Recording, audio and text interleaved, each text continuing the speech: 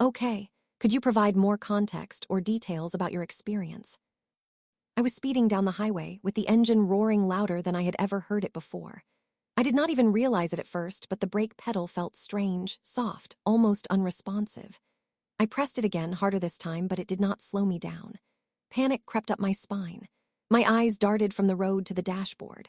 The lights on the panel flickered and the speedometer needle kept climbing.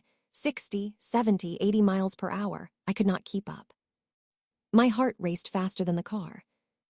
I slammed my foot down, praying for the brakes to catch, but nothing happened. The car just kept going, hurtling down the road. I jerked the wheel to the side, hoping to steer into the shoulder, but the car fought me. It was not responding like it had a mind of its own. I gripped the wheel tighter, swerving desperately, but it was too late. The car spun out of control, tires screeching against the asphalt as it veered off the road. For a split second, everything seemed to slow down. I could see the trees coming up fast on the side, and I knew I was not going to make it. I tried to steer back onto the road, but the car was not having it. The impact hit hard, metal crumpling, glass shattering, and my body was thrown forward, then whipped back into the seat like a rag doll. My ears rang, drowning out the chaos around me. Then, silence. Everything went black. Suddenly, I was weightless, floating in a pitch-black void. It was a darkness so complete, it felt like I was drowning in it. There was no up, no down, no sense of direction at all. I could not see anything, could not feel anything, except for the cold emptiness pressing against me from all sides. My body would not move, no matter how hard I tried. My mind raced, but it was as if my thoughts were the only thing left to remind me I was still alive. Still, I could not tell where I was, or if I was anywhere at all. Time did not exist here. There was no ticking clock, no past or future. Just this endless, suffocating blackness. I tried to speak, to call out, but no sound escaped my lips. I could not even tell if I had lips. I had no idea how long I had been here. Where am I? Was I even alive anymore? The questions gnawed at me, but there was no answer, only the oppressive silence. Maybe I was wrong. Maybe there is no God, just endless, suffocating darkness. Or maybe I was not dead at all, just unconscious, trapped in some strange limbo between life and whatever comes after. The questions crowded my mind, tumbling over each other, but none of them had answers. Where was I? How had I gotten here? I remember the crash, the screeching tires, the hopelessness as I slammed my foot on the brakes, but they would not respond. I hit something hard, but what? The details were a blur now, like fragments of a dream I could not hold on to. The car spinning, the sound of metal crunching. Then nothing. But where am I now? Am I dead? Alive? Stuck somewhere in between? The more I tried to make sense of it, the less I understood. I should have been panicking, but the stillness wrapped around me like a heavy blanket, smothering any fear I might have had. And then, without warning, a burst of light pierced through the darkness. It was so bright, it hurt my eyes. I squinted, shielding my vision, but it did not matter. The light consumed everything. When it faded, I was no longer floating in that black void. I was sitting in a stiff chair in a small, sterile office. The room was bare, the walls a dull gray, and the desk in front of me was empty. No papers, no computer, nothing.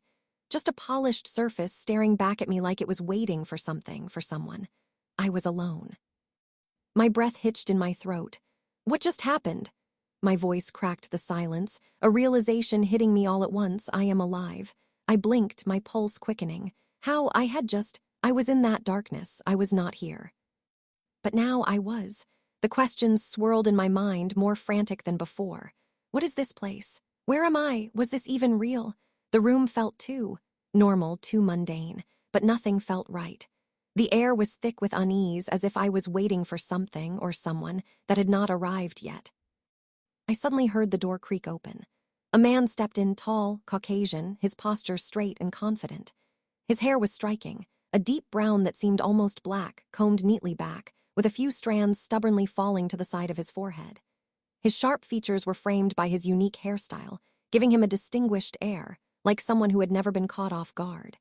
He was dressed in a perfectly tailored black business suit, the kind of attire that screamed authority. His shoes were polished to a shine, reflecting the overhead light in a subtle, almost deliberate way. I looked down at myself, suddenly aware of my own clothing. I was wearing nothing fancy, just a plain t-shirt and jeans, casual, completely out of place in this sterile office. I felt self-conscious for a second, the contrast between my laid-back look and his crisp, professional appearance making the situation even stranger. I blinked, trying to process everything. Where am I? What is this place? What just happened? The words tumbled out before I could stop them, my voice shaking in the unfamiliar silence. You are no longer alive. Welcome to purgatory. You are here to be judged, and after that, one of the reapers, at least that is what you humans call them, will escort you to be processed into heaven, hell, or another place based on how you lived your life. I stared at him, my mind still racing to catch up. Is heaven real? Is hell real? So Christianity is right, or what is it? He looked at me, his face unreadable. Yes, heaven and hell are real. Christianity is the true religion, but the rules and the Bible, those are false, corrupted, fabricated by mankind. His words sent a shiver down my spine. Everything I thought I knew, everything I had believed, was suddenly shattered. It was as if the ground had been ripped out from under me, leaving me suspended in this strange place, searching for something that could explain it all. He slowly rose from his chair, his movements deliberate and calm. There was a strange sense of authority in his posture as he fixed his gaze on me. "Do not be afraid," he said, his voice smooth and reassuring, though it held an edge of something ancient and distant. "I am going to weigh your heart against the feather." I barely had time to process his words before he reached forward and gently grabbed my hand, pulling me closer as if gravity itself had shifted. I froze, unable to comprehend what was happening. He held my heart in his hand, its steady rhythm now silent. Without a word, he reached into his coat and pulled out an ancient-looking scale, a balance scale, the kind used by judges to weigh justice. He then took a single feather from his pocket and placed it carefully on one side of the scale. With a methodical motion, he placed my heart on the other side. The room was heavy with tension as the scale remained perfectly still for a moment, as if waiting for something. His eyes never left the scales, his expression unreadable. It felt like the weight of my entire existence hung in that balance, the silence pressing down like a physical force. I could not help but ask, "How did you fit something that large in your coat?" The scale was far too big to have been hidden there, yet he had produced it without a second thought. He looked at me, an almost amused glint in his eyes. "Well, around here, everything is just magic," he said, as if it were the most obvious thing in the world. We both watched in silence as the feather, delicate and light, began to rise slowly into the air. The heart, heavy and full of life, sank lower on the opposite side of the scale. For a moment, everything was perfectly still, the scale hanging in balance. Then, with a soft shift, the feather began to lower and the heart rose back up. The moment was tense, like the universe was holding its breath. The scale settled, and I realized what it meant. The balance was complete. The weight of my actions, my heart, had been measured. The man nodded, his gaze unwavering. "Congratulations! You have done the task of being judged, and now you are free to go. You may choose your next plane of existence." A strange sense of relief washed over me. Whatever the outcome had been, I was no longer trapped in this place. I was free. "So I may choose, correct? Can I see God? I want to talk to him," I asked, my voice trembling with a mix of curiosity and uncertainty. He began to laugh, a sound that echoed strangely in the stillness of the room.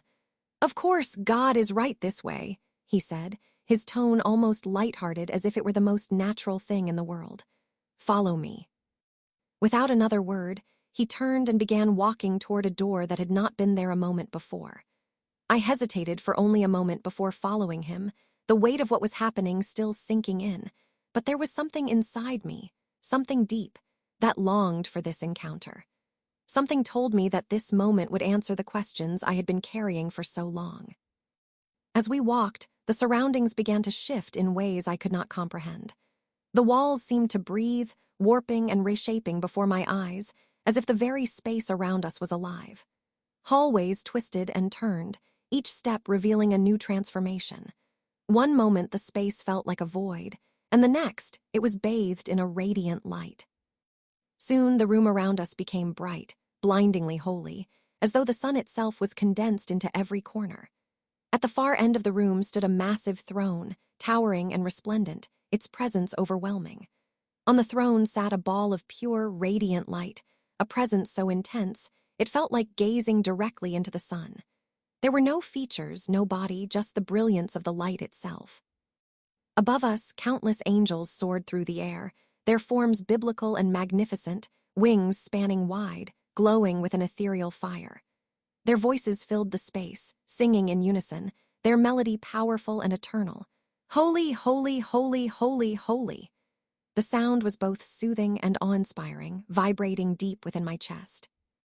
The atmosphere was charged with an energy I could scarcely describe, a harmony that made me feel simultaneously small and infinitely significant.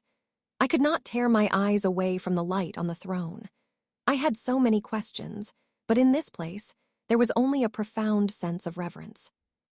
As we walked closer to the throne, the light surrounding it grew even more intense, filling every corner of the space with a pure, blinding brilliance. The light was not just bright. It was alive, shifting and flowing, like liquid gold radiating warmth and energy. It pulsed rhythmically, as if the very heartbeat of existence was echoing from it, filling the air with a hum that resonated deep within me. The light seemed to have depth, as though it contained an infinite number of layers, each one more dazzling than the last. The closer we got, the more overwhelming it became, yet it was not painful, just all-encompassing. The throne itself stood at the far end of the room, a massive, otherworldly structure that defied comprehension. Its surface was smooth, made of a material that shimmered with an ethereal glow, almost like it was forged from pure light itself. The seat appeared to float, unsupported, as if held by an invisible force. Its armrests were wide and flawless, carved with intricate patterns that seemed to shift and change before my eyes, displaying cosmic symbols that I could not even begin to understand. The backrest arched high into the air, an unbroken sweep that seemed to defy the very nature of space, its top vanishing into the overwhelming brilliance. It was a throne fit for something beyond time, beyond reality, a throne that felt eternal, as if it had existed since the beginning of all things. Despite the radiance, I could still sense the presence of the figure seated on the throne. The shape was unmistakable, though it was shrouded in the light, its outline hazy and ever-changing.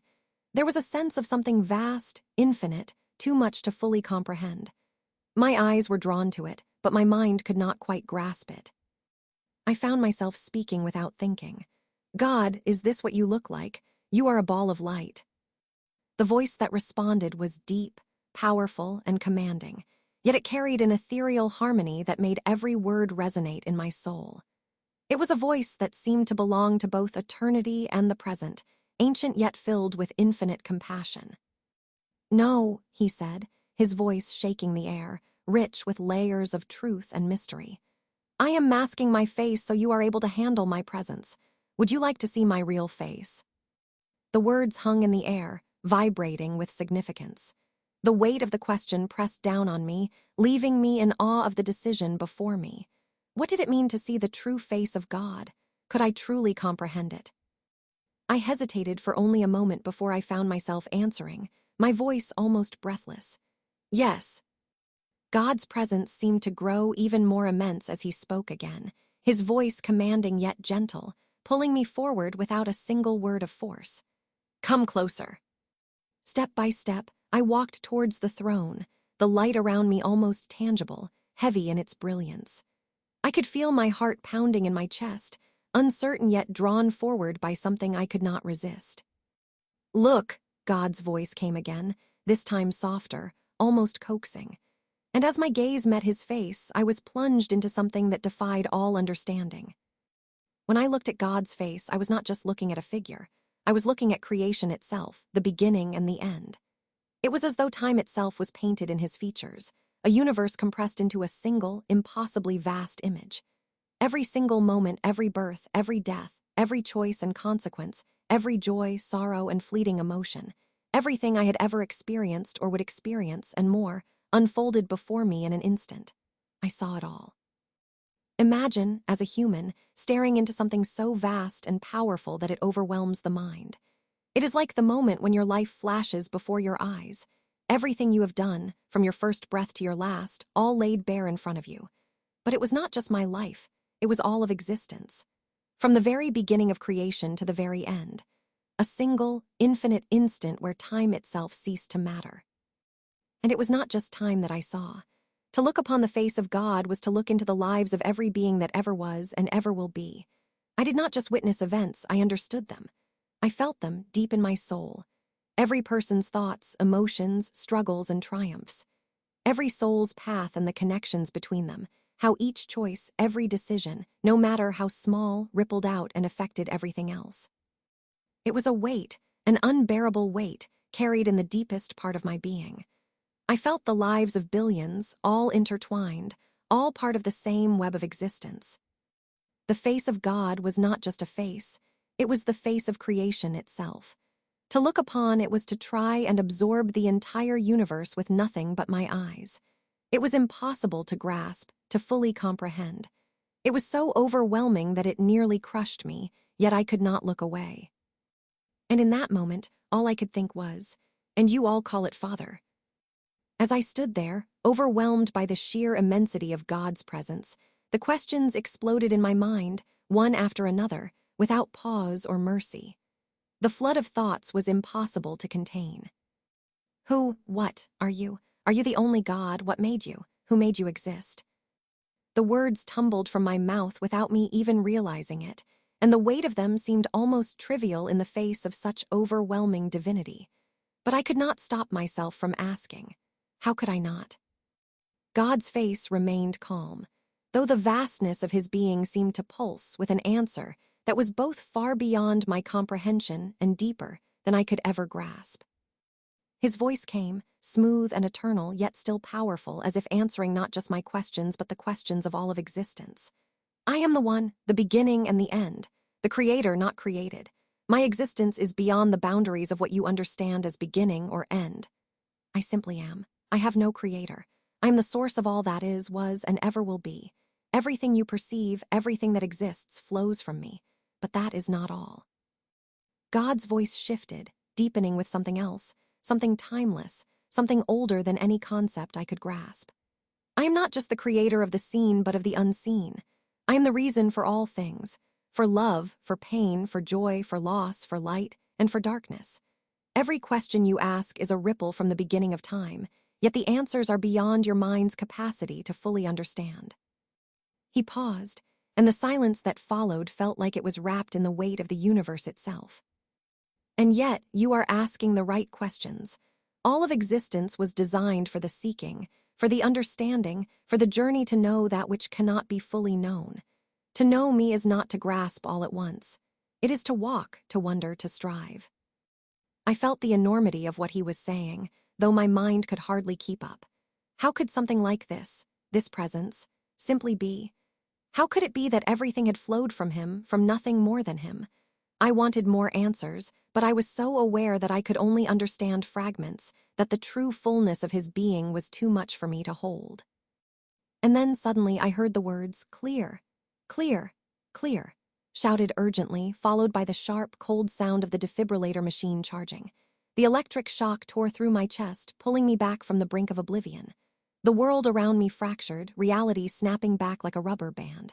I gasped, my heart racing as I was jolted back to life. The intensity of the shock surged through me, and for a brief moment, everything went white. And just like that, I was back. The hospital room around me started to come into focus, the sterile smell of antiseptic, the beeping of machines, the distant murmur of voices, my reality once again. I blinked, disoriented, my chest still feeling the remnants of the shock. My body was heavy, sore, as if I had been pulled from one world and dropped into another. But I could not forget what I had seen. I had been somewhere beyond this world, beyond the confines of life and death. I had witnessed the unthinkable, the terrifying, the awe-inspiring. I had seen the face of God. And now, as I lay there, gasping for air, trying to make sense of the chaos in my mind, I realized something. I had come back. I had been given another chance, and I would never be the same. The truth of what I saw, of who I saw, would stay with me, buried in my soul forever. And so, that is my story. The story of how I came back to life, how I had a near-death experience, and how I saw the face of God.